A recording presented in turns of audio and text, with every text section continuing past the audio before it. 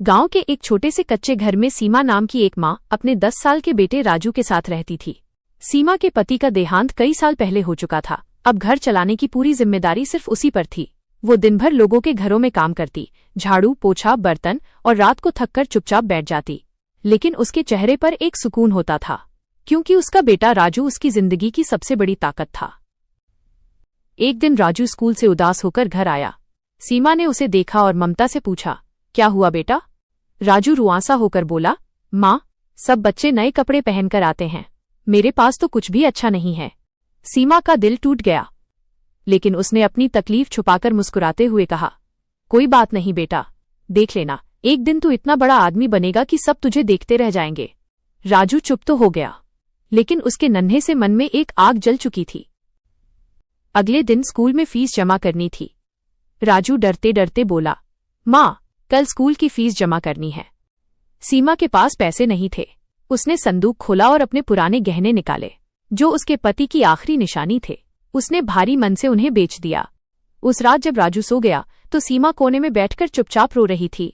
राजू जागा हुआ था। उसने अपनी माँ के आंसू देख लिए। उसी पल उसने मन में ठान लिया, मैं अपनी माँ को फिर कभी रोने नहीं दूंगा। अब वो दिन रात पढ़ाई करने लगा। जब घर में बिजली नहीं होती तो वो सड़क की लाइट के नीचे बैठकर पढ़ता। लोग उसका मजाक उड़ाते, अरे ये क्या बड़ा आदमी बनेगा। लेकिन राजू चुप रहता। उसकी खामोशी में उसकी मेहनत बोल रही थी। समय बीतता गया, साल गुजरते गए। राजू ने हिम्मत नहीं हारी और एक दिन उसका सिलेक्शन शहर के सबसे बड़े कॉलेज में हो गया। सीमा बहुत खुश थी, लेकिन उसे एक ही चिंता सता रही थी, इतने पैसे कहाँ से आएंगे। राजू ने माँ का हाथ थामकर कहा, माँ, मैं खुद मेहनत करूंगा। वो दिन में पढ़ाई करता और रात में एक होटल में काम करता। तभी एक दिन अचानक सीमा बहुत बीमार पड़ गई। खबर मिलते ही राजू भागकर गांव आया। डॉक्टर ने साफ कह दिया, इलाज के लिए बहुत पैसों की जरूरत है। राजू के पास कुछ भी नहीं था। वो पूरी तरह टूट गया, लेकिन उसने हार नहीं मानी।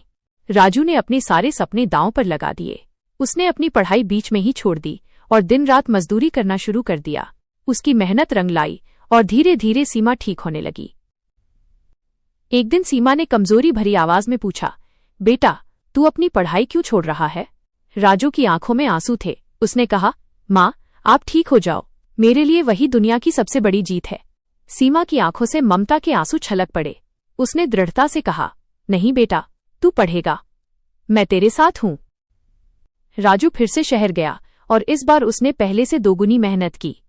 आखिरकार उसकी तपस्या सफल हुई और वो एक बड़ा अफसर बन गया। राजू अपनी पहली सैलरी लेकर गांव आया।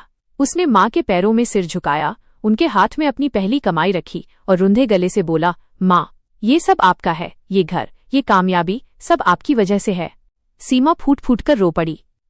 उसने अपने बेटे को गले लगाया और बस इतना कहा, मुझे पैसे नहीं चाहिए बेटा, मुझे बस मेरा बेटा खुश चाहिए।